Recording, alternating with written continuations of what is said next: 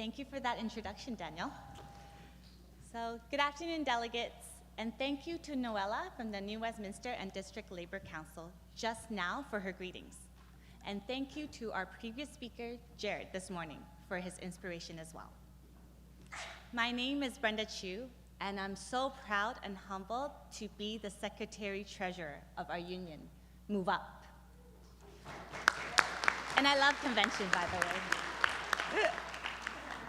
This is now the third MoveUP convention that I have been a part of, and I always remember how inspiring the opening day is. Part of what makes opening day so special is because, as Annette said this morning, it's about people coming together and building community. Even though this is the third time I've been to the MoveUP convention, and I have set up here at these tables before, and I've given reports on these microphones before, I have to admit that staring at this room right now, it looks a lot bigger than I ever remembered it. I believe, and Karen will correct me if I'm wrong, that this is one of the largest conventions that our union has ever had in terms of the number of delegates in this room.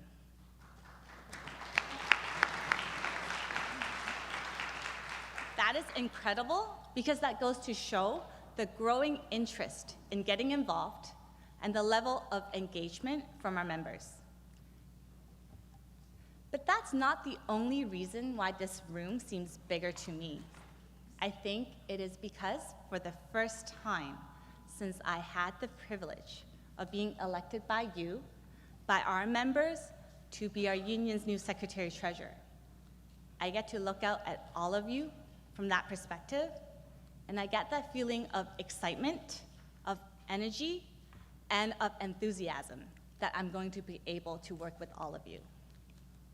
Like our convention theme says, it's about building our future together. And I can't wait to work with all of you. Thank you for putting your trust and your faith in me. Since our union began having conventions, there has only been one person to deliver the Secretary-Treasurer report until today.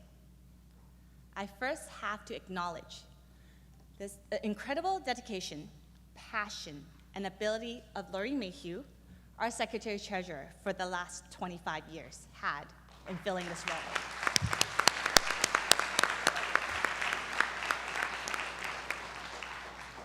You don't succeed in this role for 25 years if you don't care deeply about the people you're serving. It's not possible to be in this position if you don't embody the values of what it means to be a union member. And that means always making people the top priority. For the past 25 years, Lori had answered questions about numbers and spreadsheets, investments, property sales, pensions, and so on. But the one thing she always remembered was that this job is about people. Her advice to me is to guard our members' hard-earned dues, and that the members always come first. There are no other rules that matter. That is the biggest lesson that I learned from her, and that is what will continue to motivate me. As I said in my written report to the convention, my aim is to lead with heart. I got involved with our union because I saw the way we protected our members. Our union finances play a big role in doing that. When we talk about making prudent investments, it's not just about stocks or properties. It's about investing in our people.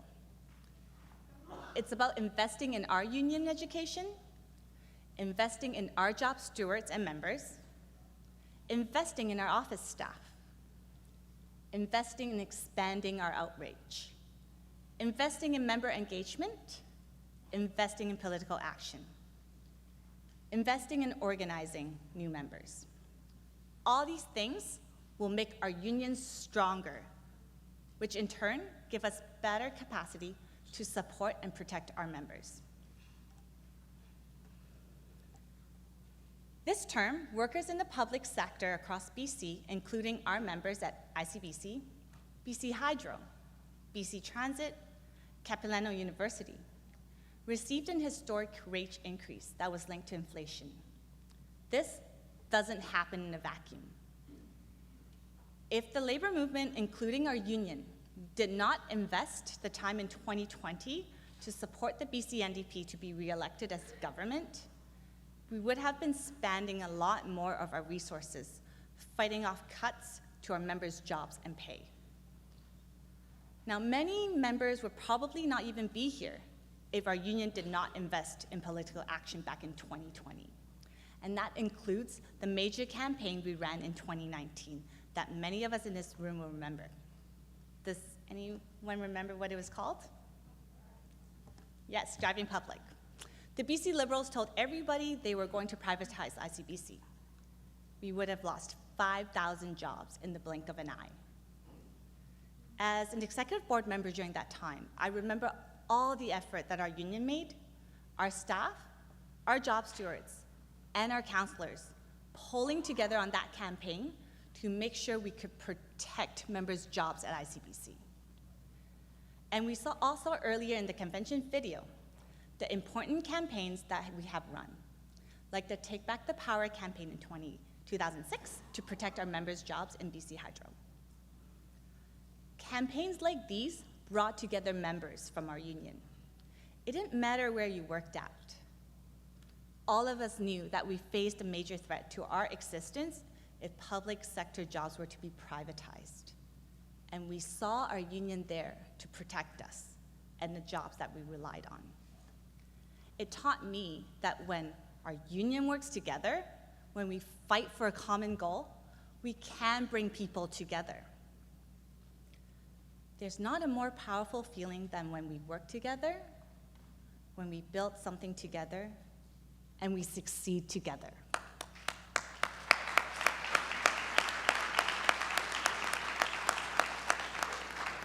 Now, more than ever, we need to work together to protect our union. These campaigns are exactly what we talk about when we say we want to invest in our members and protect their jobs. This is why our defense fund exists.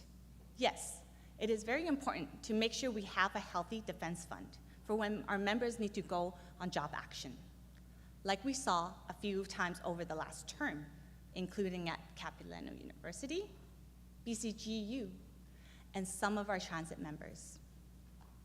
We have to have smart financial management. A rainy day fund won't do us any good if there's a flood. Smart financial management and recognizing when and where to invest is what will protect and grow our defense fund.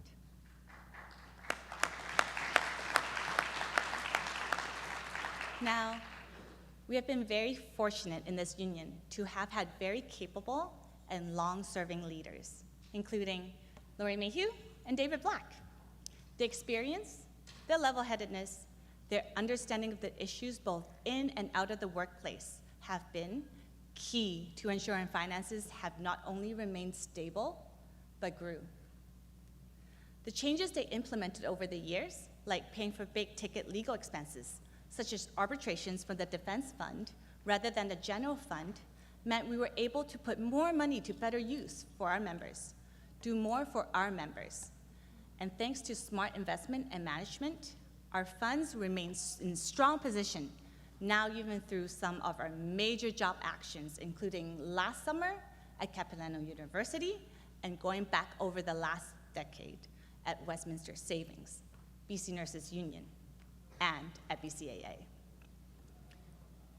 Now, in particular to our members who have been out on the picket lines before, I want to say thank you. I want to say thank you because being on the picket line is not an easy thing. When you're out on a picket line, you aren't just fighting for yourself. You aren't just fighting for your colleague. You're fighting for all workers.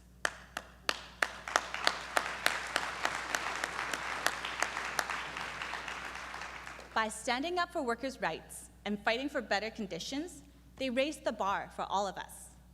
It allows bargaining committees in other units to point to what they fought for and gained, and it gives us a template for things that are possible.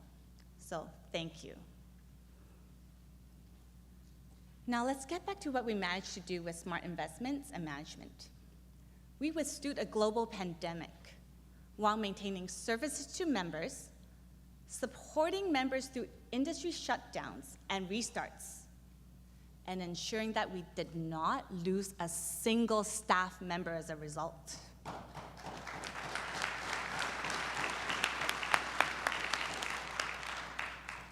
Before I conclude my speech, I want to especially acknowledge the staff of MoveUP. As a board member for many years, I got to witness firsthand not just how talented and skilled they are, but how passionate they are. Our members come from many diverse backgrounds, but many of them are here today because they first started with our union as our members. I've been on bargaining committees with our staff, and I'm in awe of not just how much knowledge they have, but also how effective and skillful they navigate the very complicated bargaining process. I've also been part of numerous grievances with our union staff, and they're persistent, knowledgeable, and will always fight for our members. I've seen up close how our organizers, when they go after new leads. I've witnessed everything administrative staff do to make sure things go accordingly. I've worked with our communication staff, who work tirelessly to make our union and all of us look and be our best. I've seen how hard the finance and membership team work to keep our finances and membership in check. Without them, there will be no convention. So let's give them a big round of applause.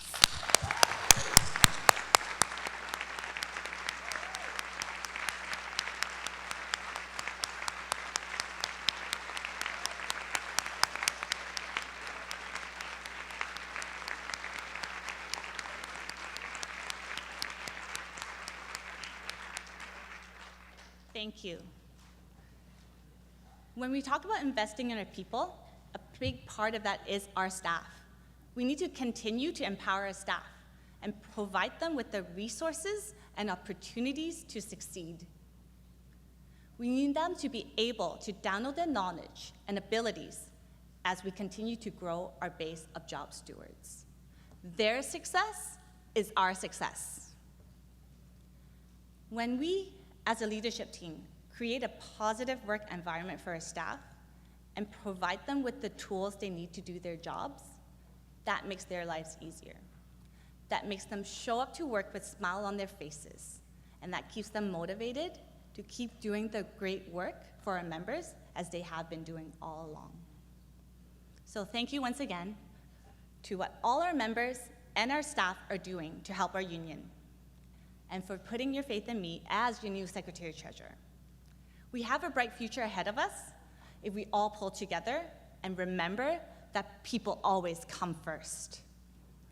As your Secretary-Treasurer, I'm so honored to fill this very important and critical role.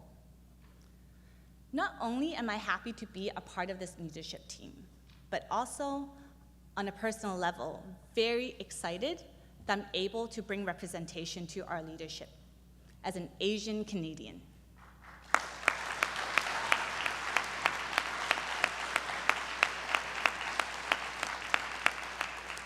I think having diversity only strengthens our union, and I've been very touched by those who have come and told me how much it means to see themselves reflected in our leadership. You can't be it if you can't see it. I've been so fortunate to have had people who have welcomed me into our union from the time I first became a job steward. Their loyalty and dedication to making sure our union continues to grow and remain strong has been an inspiration. And I promise that I'll show that same level of loyalty and dedication to growing and keeping our union strong. I understand that in my position, there'll be a lot of scrutiny, a lot of questions, and sometimes disagreements. And I pledge to always be transparent and accountable, to always listen to what our members and our staff have to say, and to work with everyone respectfully with the aim of finding an agreed way forward.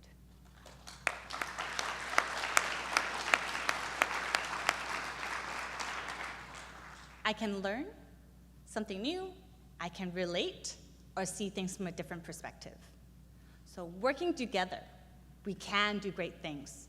Let's build our future together. Thank you.